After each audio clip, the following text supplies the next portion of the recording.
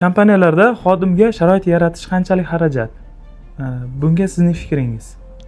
O'zi odatda birinchi navbatda xodimga sharoit qilish kerak. Rivojlanmoqchimisiz, o'smoqchimisiz, xodimga sharoit qilish kerak.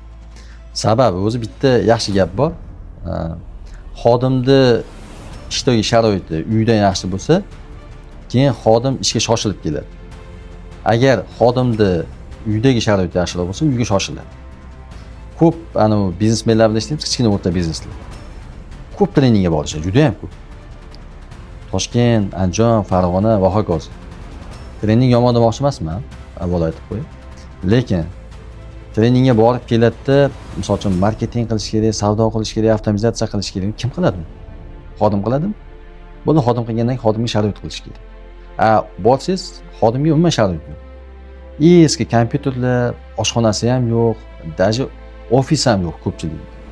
Xodim tarqoq yuradi. 3 ta yo'nalishda xodimi bitta joyda o'tiradi. Biznesmenlarga aytsangiz nima deydi? Ular beradigan bitta javob bor. Xodim rezultat qilsin, keyin javob sharoit qilib beraman.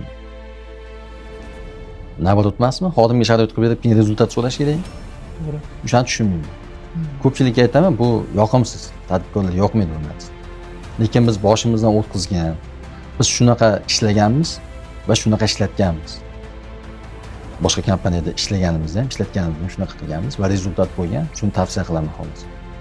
Xodimga, nafaqat xodimga, qanaqa insonga bo'lsa ham oldin mehr berish kerak, keyin mehr kutish kerak. Oldin mehr bersa, keyin mehr beraman desa, siz boshqaruvchi emassiz.